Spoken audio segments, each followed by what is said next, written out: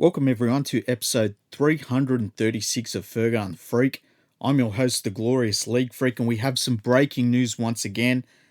According to the Hull Daily Mail, the 2021 Rugby League World Cup has been postponed until 2022 after the withdrawal of Australia and New Zealand, as well as the Australian and New Zealand women's teams from the World Cup. This is a good decision. This is a decision that should have been made a few months ago, in my opinion. We've seen that the Super League has had troubles fulfilling their fixtures.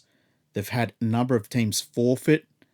We saw last weekend in the NRL that the NRL had to postpone games. Luckily, it was only for 24 hours because they managed to get games on the following 2 days.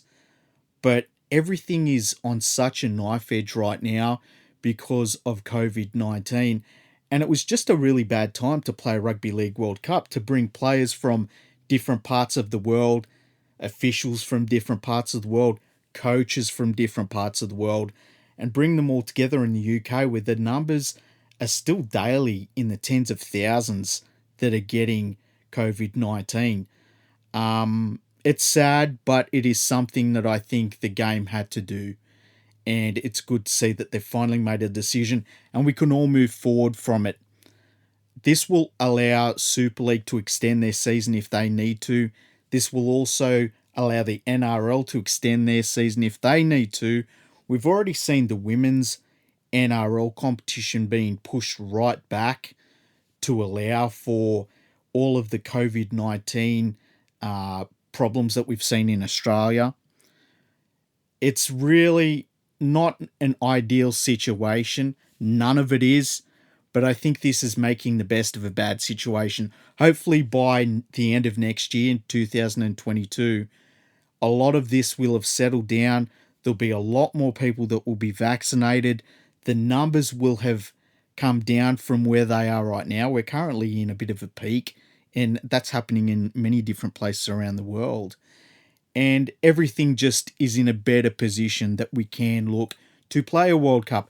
And it's the men's competition, it's the women's competition, and it's the wheelchair competition.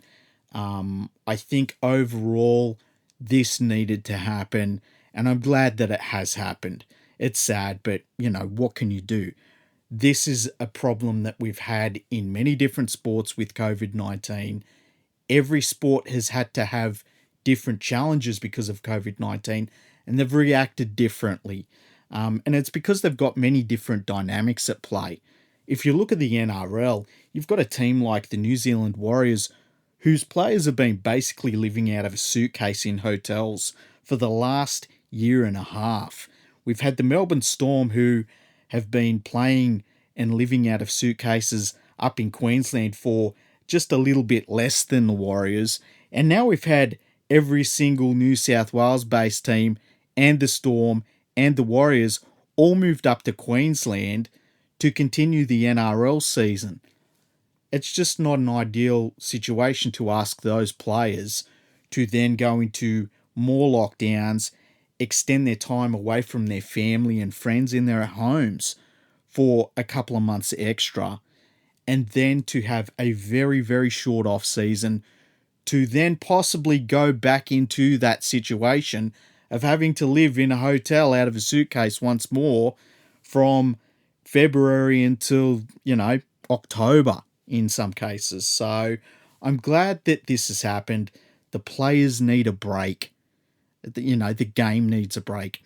There's going to be a lot of people that will say this was a decision that was made because the NRL was looking to save money.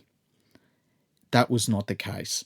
The NRL is currently spending tens of millions of dollars to have all of their players up in Queensland, to have all of these teams from New South Wales, from Victoria, and from New Zealand, all based in hotels, all under biosecurity bubbles that tries to keep them out of the public as much as possible. They are spending so much money. The NRL is spending more money than the Rugby League World Cup is getting from its sponsors and broadcasters and everyone else combined. just to keep the NRL season going. So it's not about money. It's literally just about player welfare. The whole thing sucks. Nobody wanted this to happen. Not having a Rugby League World Cup this year, it's going to be sad, but next year hopefully we'll be able to have the whole shebang. It'll be great. Hopefully we can get some warm-up games. It'd be cool if we could next season in the NRL in Australia, while the State of Origin teams are playing their 3-game series, I would love to see Pacific Island nations and New Zealand, Papua New Guinea, I'd love to see them playing test matches, get their players back together, get them in camps, get them some game time, allow them to work on their cohesion a little bit, so that when the World Cup does roll around at the end of next year, they've got something to build upon. I think Australia will need some warm-up games as well. Australia hasn't played for a long time either, and we do get a bit of an advantage because of the State of Origin series, and we have large chunks of our test team have played together a lot, but you still want to see your test team play together before they go into a World Cup. I think it would be a really bad idea if the ARL's first game for a couple of years at that point is the opening game of the World Cup. So we will wait and see what happens next year, but for now, the World Cup is off. It's going to be interesting to see if any international teams are willing to put on one-off test matches. I don't think New Zealand will. I think that between the Warriors wanting to all go home, and they've already had a couple of players already leave, including Roger Tuivasa-Sheck, I think they'll understand that most of their players will just want to get back to New Zealand or just get back home in general.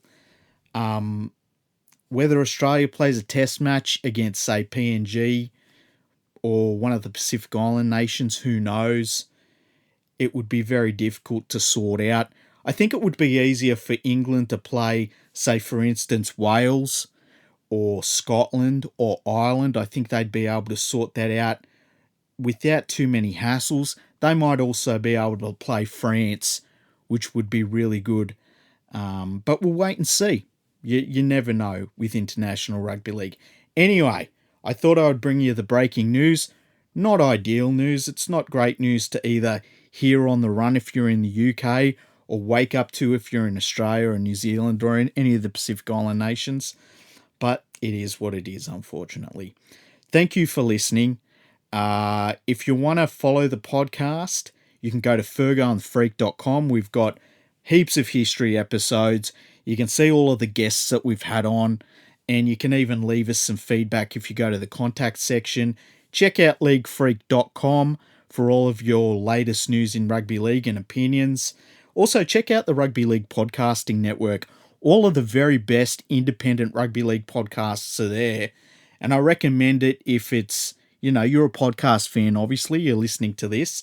So go and check it out. There's so many great podcasts out there. And through the Rugby League Podcasting Network, I try and get as many people to listen to them as possible. So anytime you go there and check them out, it's good for the game.